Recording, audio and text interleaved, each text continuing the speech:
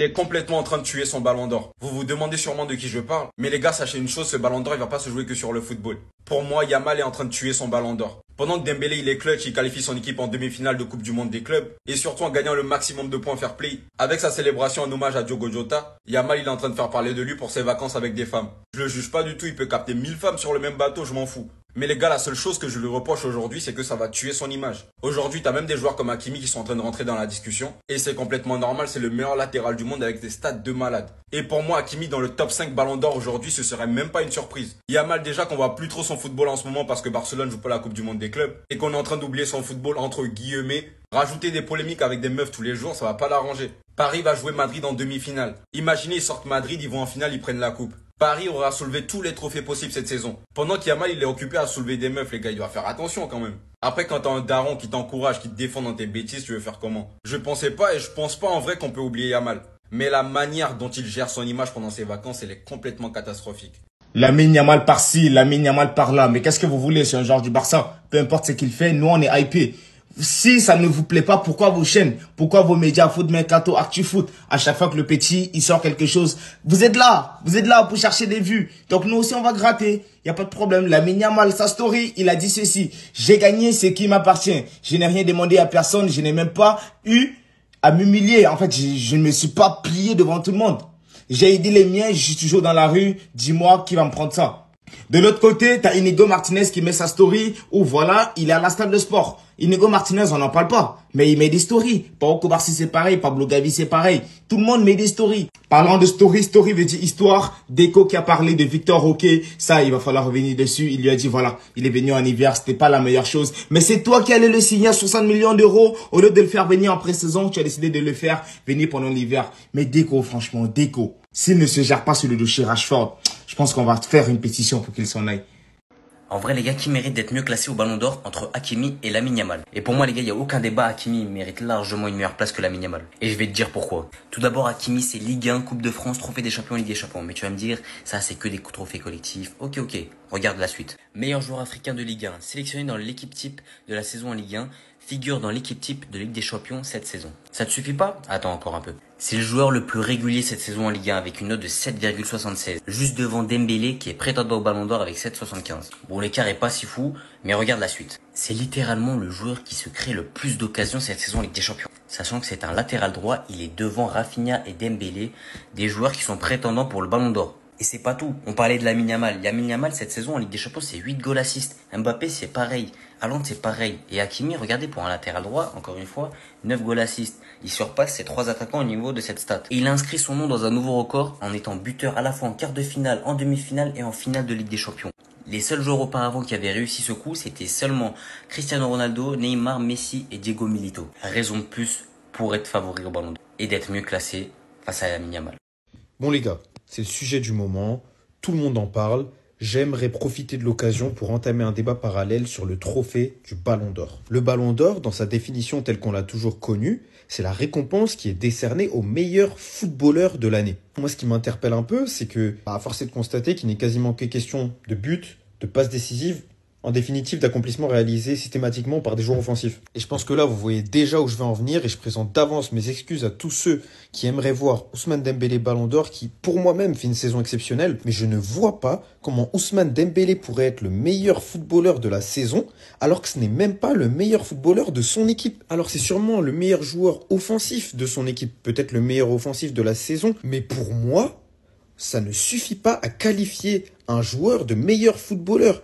Le football, ce n'est pas que marquer des buts. Et en l'occurrence, dans son équipe, il y a un autre joueur qui s'appelle Achraf Hakimi, qui en termes de niveau de performance par rapport à son poste, est nettement au-dessus. Alors qu'on pensait même plus ça possible, il est encore en train de nous révolutionner le poste de latéral. Achraf Hakimi, c'est le meilleur joueur du Paris Saint-Germain cette saison, et c'est, sans aucune contestation possible, le meilleur footballeur si on part du principe que tous les postes sont égaux et que chaque poste a le même niveau d'importance dans le football. Donc moi, la seule question que j'ai envie de poser, c'est une bonne fois pour toutes, est-ce que le Ballon d'Or a vocation à récompenser le meilleur joueur offensif ou réellement le meilleur footballeur de la saison? Qu'est-ce qu'il faut pour qu'un défenseur soit considéré comme le meilleur joueur? Cette discussion, elle est d'une importance capitale à mon sens. Parce qu'en l'occurrence, il n'est pas que question de Ballon d'Or. Surtout aujourd'hui à l'ère de la digitalisation et des réseaux sociaux. Les enfants qui vont débuter le foot en catégorie de jeunes, ils vont beaucoup plus être attirés par le fait de jouer attaquant parce que c'est plus valorisé que par le fait de jouer défenseur. Alors que moi, ma conviction, c'est que attaquant comme défenseur, c'est louable de la même manière et je trouve que c'est important que ça se décline également dans la manière dont c'est valorisé. Le match que Barcola a fait là, contre le Bayern, au nom de Dieu, il éteint la double confrontation que Lamine Yamal a fait contre l'Inter.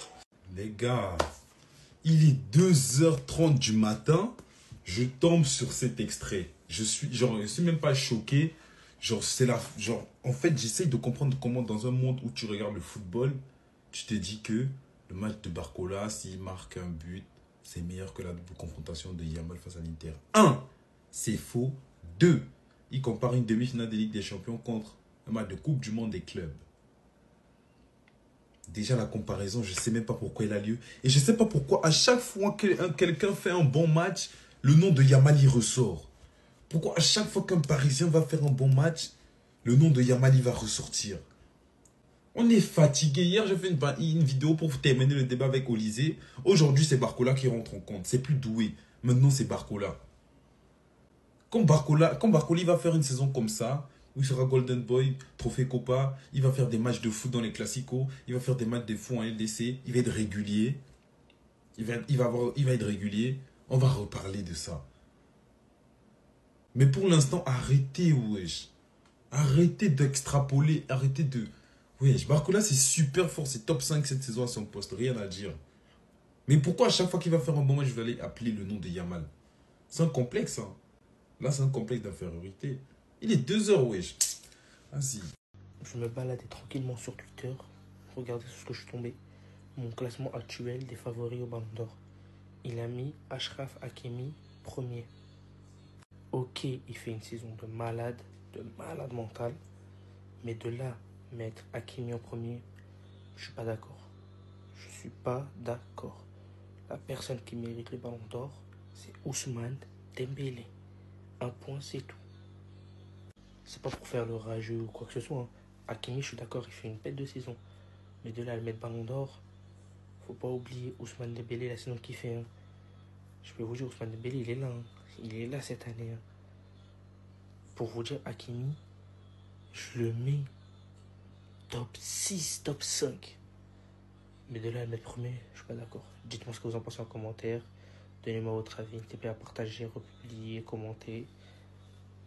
Ça va, t'as vu la soirée de Yamal? C'est 18 ans ce gamin. Il est finito Yamal. Sa carrière elle est déjà finito. Ça va durer quelques saisons et après il va commencer à être irrégulier. Et voilà, ça va être un pétard mouillé Yamal. Eh bien je crois que l'ancien a raison et cet ancien se trompe très rarement. Et c'est juste de la logique parce que Yamal il le dit dans la vidéo juste après, il est jeune, là il peut se permettre. Il récupère très vite, il est jeune. Et même nous, à notre échelle.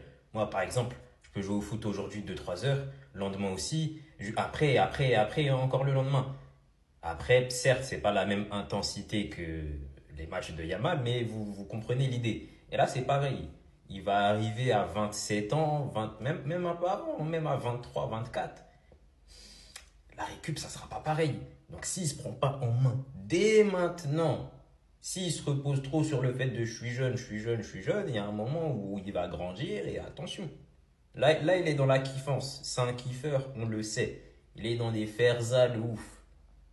À 17 ans seulement. Imaginez plus tard, s'il se prend pas en main. On espère que sa grand-mère va le briefer.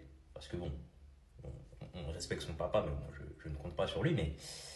Ce serait dommage. Et moi, je sais pas pourquoi. Pour moi, Lamine Yamal, il va finir au PSG. Me demandez pas comment, me demandez pas quand. Mais pour moi, il va finir au PSG. C'est une bombe. Je la balance comme ça. Je suis pas Fabrizio Romano, mais pour moi, il va finir là-bas. Lamine Yamal organise une fête secrète à Ibiza le 12 juillet pour fêter son anniversaire. Des chanteurs internationaux de renom. Bon, les deux qu'ils ont cités, je les connais pas. Les téléphones portables seront interdits. Personne ne connaît le lieu. Les invités seront prévenus la veille. Yamal, par pitié, laisse ça. Commence pas à rentrer dans ce délire-là. Ouais, tu veux fêter ton anniversaire, c'est normal, c'est la majorité, tu veux fêter ça. C'est normal, on te comprend. Mais fais ça en famille. Bon, après, on n'a rien à lui dire. Il fait ce qu'il veut. Tu vois, il veut fêter son anniversaire comme ça, il le fait. Mais juste Yamal, par pitié, reste concentré sur le football. Ne rentre même pas dans ces délires-là. Parce que si tu deviens un flop, tu finis l'année prochaine en Arabie Saoudite ou je ne sais où. On va t'en vouloir toute ta vie.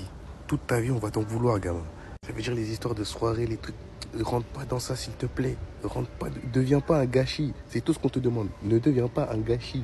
Reste un joueur concentré. Bon, après, c'est vrai que la célébrité, c'est bien, mais ça te rend pas service. Tu peux pas vivre ta vie comme, par exemple, un mec comme moi. Genre, je sors dehors, je suis tranquille, y a personne qui vient m'embêter. Lui, il sort dehors, tout le monde va venir vers lui, tu vois. C'est pas facile, la célébrité. C'est-à-dire, des fois, t'as besoin de respirer. T'as besoin de prendre l'air, t'as besoin de, tu vois. Ça, c'est totalement compréhensible. Mais, gamin, te perds pas dans ça, s'il te plaît. Fais pas comme Neymar. Neymar, c'est comme ça qu'il a gâché sa carrière. Il était trop festif, tout ça. Il était trop dans les fêtes, les trucs. Regarde ce qu'il est devenu. Alors que normalement, Neymar, il aurait dû prendre 2-3 ballons d'or facile. Lamine Yamal, c'est quoi le projet là? Pourquoi il fait 2 mètres? Je veux pas faire le hater, je veux pas alerter, mais pourquoi il fait 2 mètres là?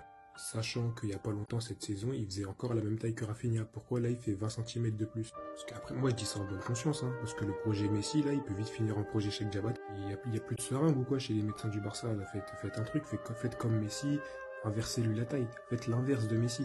Je sais pas, mettez-lui des cellules de Messi, mais s'il grandit encore, c'est fini les mecs. Il y en a beaucoup qui commencent à paniquer pour le mercato en oubliant que notre ailier droit, c'est Lamine Yamal et que notre ailier gauche, c'est Rafinha. Même Deco aujourd'hui est venu parler de Lamine Yamal et Rafinha pour les mettre en avant. Il a commencé par Rafinha en nous expliquant: Rafinha vous apporte beaucoup par sa personnalité. D'abord parce qu'il est toujours combatif, ensuite parce qu'il a un style qui aide Lamine, ainsi que Pedri et tout le jeune groupe de Barcelone. Rafinha comme Inigo ou même Lewandowski, ils font ça. Rafinha a une personnalité qui apporte beaucoup, c'est pour ça qu'on fait de lui un leader. Et il se sent comme tel, il a fait une excellente saison.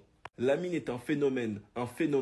Être le meilleur du monde dépend de lui. Au Barça, il rivalisera avec le Real pour les championnats dans les années à venir et est le mieux placé pour se battre sur la meilleure scène. Je dis aussi cela pour l'équipe nationale espagnole qui brillera dans les tournois car elle est très forte. Le début de Lamine est très similaire à celui de Neymar. La vie l'a aidé à atteindre la maturité qu'il a.